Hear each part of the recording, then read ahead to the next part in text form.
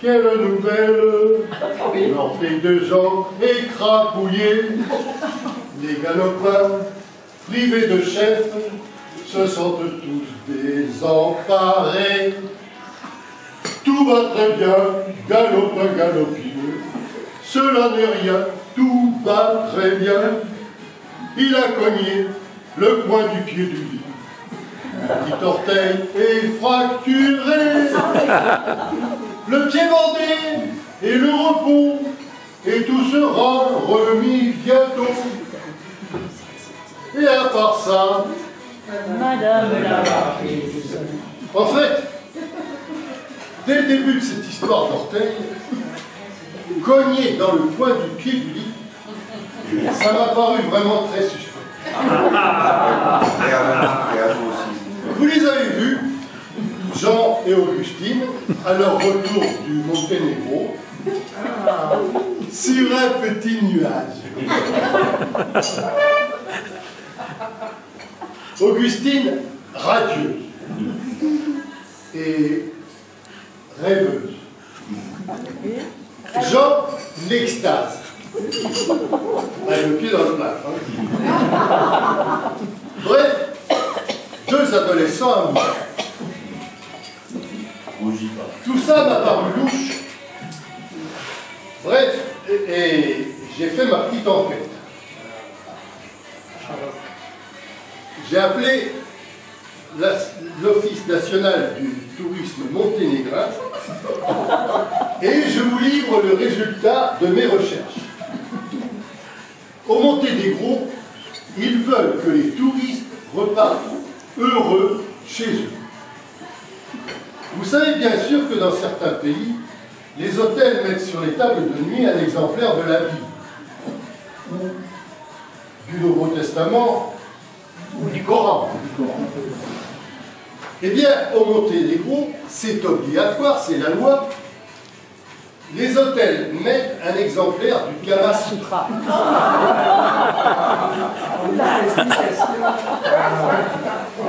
Et comme ce n'est pas facile de faire des travaux pratiques en lisant un bouquin, ils ont joint un CD, mais qui, bien sûr, est en anglais.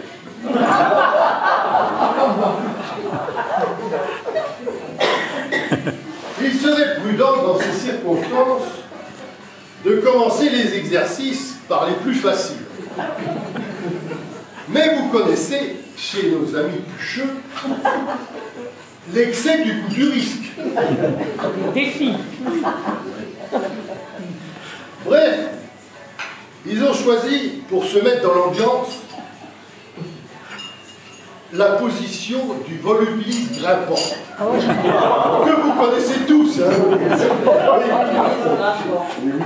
Et vous vous souvenez, peut-être, de son extrême complexité. Je passe pudiquement sur les détails et je reviens directement au moment où Augustine entend Take the tail. Comme vous le savez en anglais, the tail, c'est la queue. Mais Augustine comprend attraper l'orteil.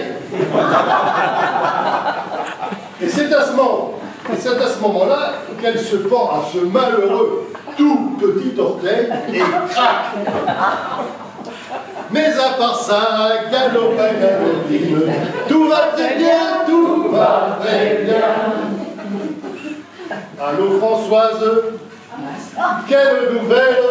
Oh là là, c'est la Elle fête. serait accidentée. Raconte-moi, par le détail, comment cela est arrivé. Ne t'en fais pas, ma chère amie Josette. Ne t'en fais pas, tout va très bien. Il est tombé sur le sentier en Corse, 3 côtes cassées, le pouce pelé, et les lunettes en 1000 morceaux, des pansements un peu partout. Mais à part ça, à ce propos,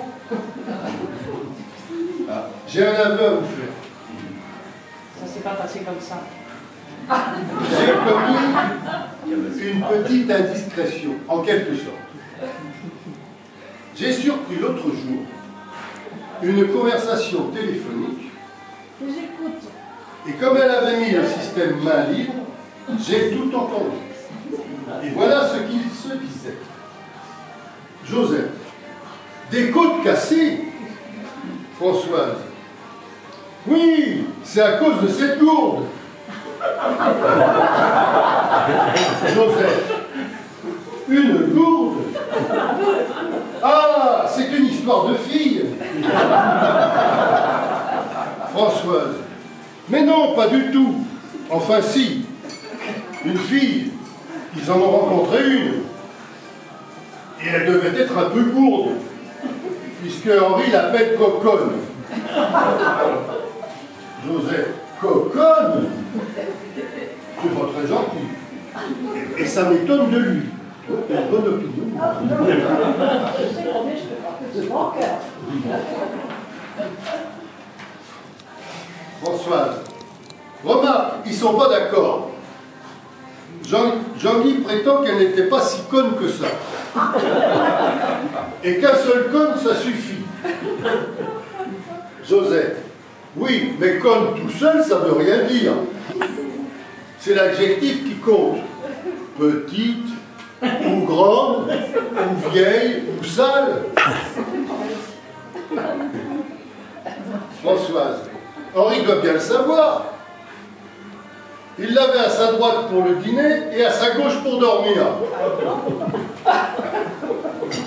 Mais de toute façon, ça n'a rien à voir avec ses côtes. Je te parlais de ces petites gourdes que nous avons tous achetées ce printemps à nature et découverte et qui pendent à la bretelle du sac en avant de la poitrine. Quand on tombe en avant, on tombe dessus et c'est elle qui vous casse les côtes. Mais à part ça, ma chère amie Josette, tout va très bien, tout va très bien.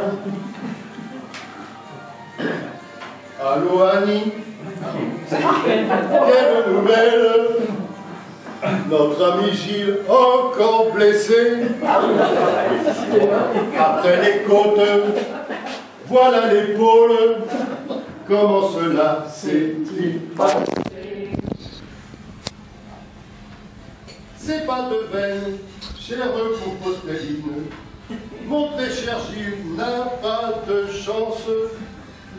Le mois dernier, il tombe dans la rivière et se fracture 2 ou 3 côtes. Et maintenant, l'épaule luxée en allant cueillir des cerises. Mais à part ça, Madame la marquise, tout va très bien. alors là, j'ai des doutes. Je vais vous dire mon intime conviction. Vous savez, comme les juges, quand ils n'ont pas de preuves et qu'ils n'ont que des doutes, ils font jouer leur intime conviction.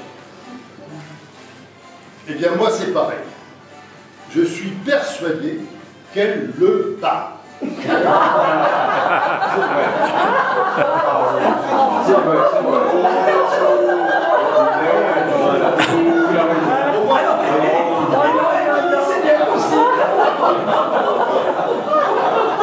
On voit tout de suite, avec sa grosse voix et son air décidé, que c'est une maîtresse femme. De plus, elle est prof de judo.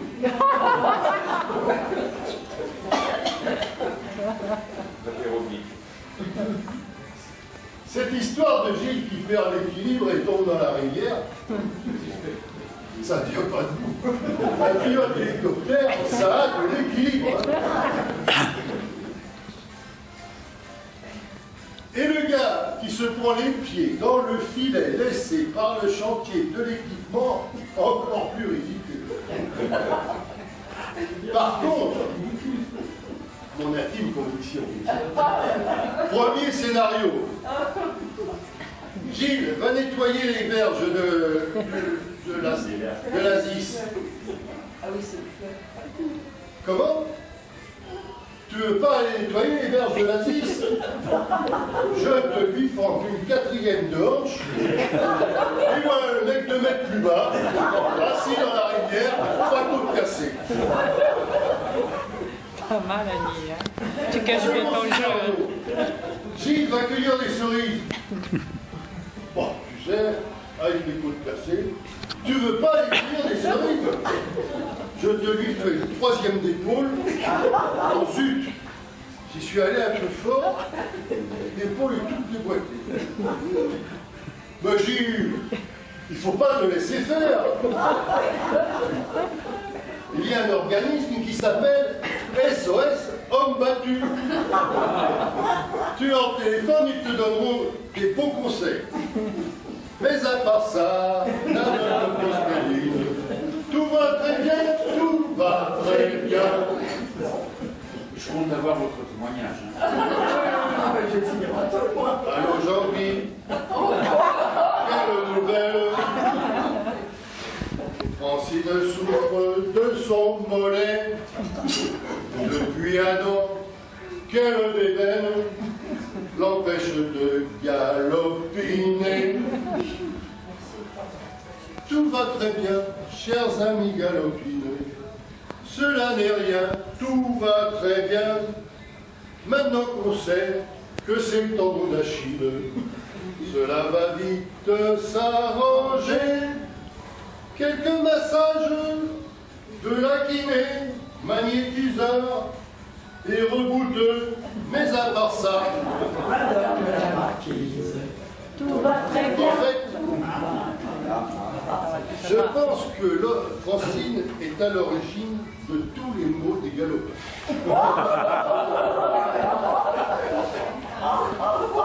Car ces dieux grecs sont extrêmement jaloux. Et on ne peut pas utiliser leur nom sans prendre le risque de redoutables représailles. Stop! J'entends déjà d'ici des ricanements des forts antennes et des passionnés de mythologie. Achille n'est pas un dieu. Je réponds, voir. D'abord, sa mère Thétis est immortelle. De plus, grâce au traitement que sa maman lui a fait prendre à la naissance, il est immortel, on peut dire, à 99,9%. Mais voilà, ces dieux grecs sont moins malins que nous les Gaulois. Enfin, nos ancêtres les Gaulois. Quand ils ont voulu rendre Obélix invincible, ils l'ont carrément jeté dans la marmite de potions magiques. Et maintenant que tu es invincible, petit, débrouille-toi pour t'en sortir. Pour revenir à la pauvre Thétis, le problème n'était pas simple pour elle, car pour le rendre invincible, il fallait qu'elle trempe son yard dans le Styx. Et vous savez, le Styx, il y a du courant et ça conduit tout droit en enfer. Voilà pourquoi elle l'a tenu par la pointe du talon.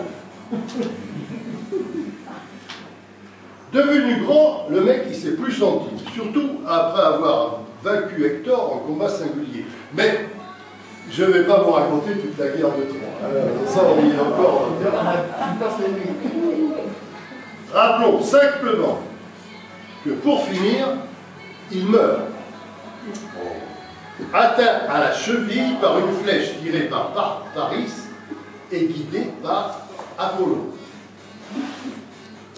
Vous comprenez mieux pourquoi il se fâche tout rouge de là où il est quand il entend dire c'est la faute du tendon d'Achille. Mais à part ça, cher ami galopineux, tout va très bien, tout va très bien.